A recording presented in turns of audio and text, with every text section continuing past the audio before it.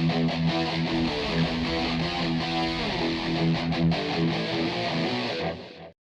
guys, Romaning Reaper here. So I'm not at home, obviously I'm away, so that's why the background's different. But in a bit I'm nearby to a cinema anyway. So I've decided to take advantage of that, and in a bit I'll be going off to see Ron's Gone Wrong, the I believe debut feature film from UK based animation studio Locksmith. Uh, I'm quite looking forward to seeing this. I've heard a lot of good things about it, and I imagine it should be a fun, light-hearted time. That you know, it is a family-oriented film, so I'm not exactly expecting some really serious, deep Oscars character study film. I mean, I'm not exactly expecting very serious and film that's really going to change my worldview. You know what I mean? I'm not going in expecting Dune, essentially, because Dune is a very big, serious epic. This is a small little family film, so you know, I I change my expectations based on what I'm seeing is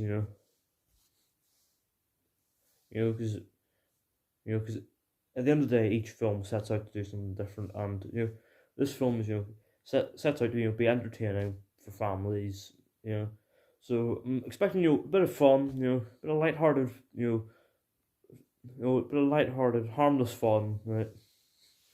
Maybe a few laughs here and there, and maybe some emotional scenes, but we'll wait and see. Head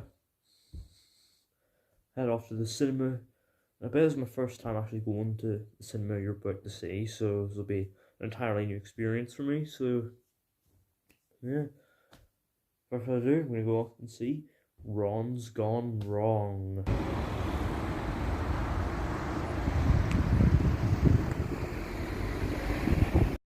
So I'm outside the cinema now, ready to watch Ron's Gone Wrong.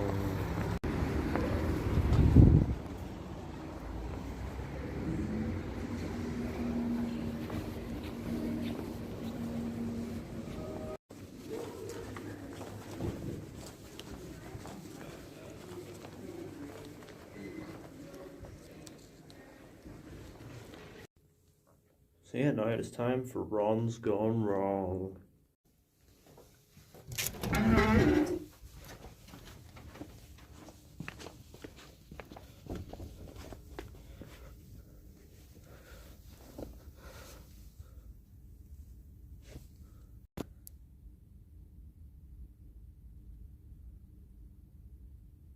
So I'm back from seeing Ron's Gone Wrong. As I mentioned earlier, this is the debut feature film from Locksmith Animation, who are based in the UK. I think this is their only film with, with Fox, because of Disney, because Warner Bros signed a contract with them. So yeah, Ron's Gone Wrong. Basically, what the film is about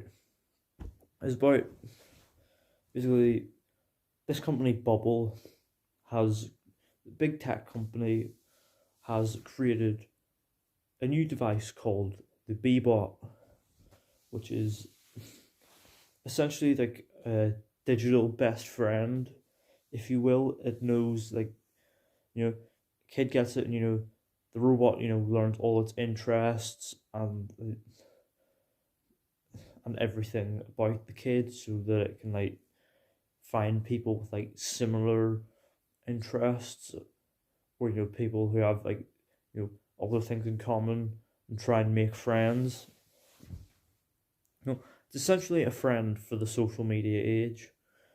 And the story centers on Barney Podolsky, who's quite lonely. He has no actual friends, and every recess he spends his time on the buddy bench alone until his birthday, and he he receives a B, but except this one is malfunctioning because it fell off the back of a truck, and over the course of the film, him and this broken B-bot, learn what true friendship is while being hunted by by the company behind these machines. So, as I said going in, I wasn't, expecting much. I was expecting maybe, a few good laughs, maybe some like a few heartwarming scenes, just the typical like kids movie. But wow, I genuinely came out of this with probably the biggest smile on my face of any film I think I've seen this year. I really, really enjoyed this. This film was such a lovely surprise. See, I'm a big fan of, how, as you know, I really enjoyed Dune last week. Which was very serious, very, big and grand, sci-fi epic with tons of intellectual themes and plot points. But every once in a while, it's just nice to have a pleasant little film like this, because yeah, this was such a delight. It is very heartwarming and has tons of like really positive messages about the social media age and the need to be popular, to feed the beast of the algorithm. And it also has a lovely message about what true friendship is in this digital age, which is just lovely. Its messaging may be slightly obvious to everyone, but it has its heart and it wears it on its sleeve. And it is also super funny as well. There are tons of really, really funny sequences, particularly as Barney and Ron, bond, and Ron generally, feels to fit in because of his malfunctions. There's one very funny sequence where Ron tries to make friends using like crayons and paper, and with randomers in the street.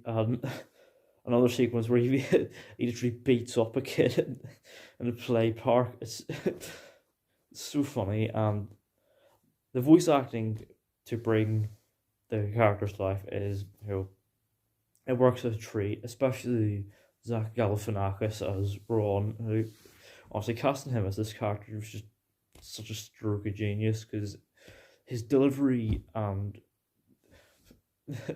and wordplay is just on point. Like Ron is just such a lovable character.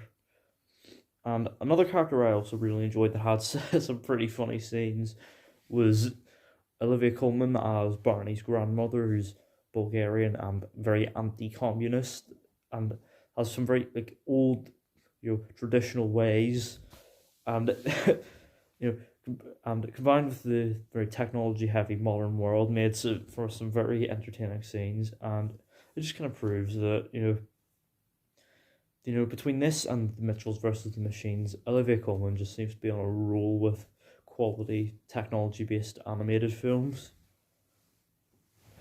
On talking of the animation was pretty good actually. It was really good considering this is Locksmith's debut feature. The animation was pretty stellar. I don't know what the budget for this film was, but a lot of work has been put into it, and even if it is done on a fairly low budget, it disguises it pretty well. The character designs are very distinct, very expressive. They feel very fluid, and they don't feel cheap. They actually feel real, but have a distinctly like cartoonish look to them, and there's like plenty of texture in the actual world as well, but it still retains this cartoonish feel. Never feels like it's uncanny valley realness. Like it has a look and it works very well for the film. and there's some pretty beautiful sequences as well. Like there's a whole sequence with like these B-bots all lit up like at night, and they're all traveling down, and you see each individual one, like, and the different bright colors. It's gorgeous, and there's like even simple like sequences of like nature look gorgeous as well, and like like big hallway maze of servers as well. Really well done. And the animation has tons of little visual gags that are very funny as well. There's little references to Disney properties like Marvel and Star Wars, which I assume these were added in after the merger, similar to the Chris Evans cameo from Free Guy. But yeah, overall, this is it's such a charming and delightful little film that if there's one like little issue I have with it, is apart from like its messaging being slightly obvious, is that it does somewhat fall back on kids movie tropes. You'll probably know the ones when you see them, but it's not for too long. It's not too much of an issue, but considering how like original and fun this felt, it does kind of go back on the cliches. But overall, Ron's Gone Wrong is such a delightful film, and overall, I'm going to give it an 8 out of 10. Also, on a side note, I think it is criminal that this film is not doing well at the box office, because it's so delightful, so lovely that everyone needs, like, loads more people need to see it. Like it's struggling at the box office, while fairly run of the mill blockbusters like Fast and Furious 9 have made a killing after the reopening of cinemas. Like, just if you're gonna buy a ticket to something, if you only see one film this year, you'd be hard pressed to find you could do a lot worse than this. Like I had a ton of fun. In fact, I probably laughed more at this film than the actual target audience. But yeah, overall, those are my thoughts on Ron's Gone Wrong. Let me know down in the comments. Have you seen Ron's Gone Wrong? What did you think of it? Did you love Ron?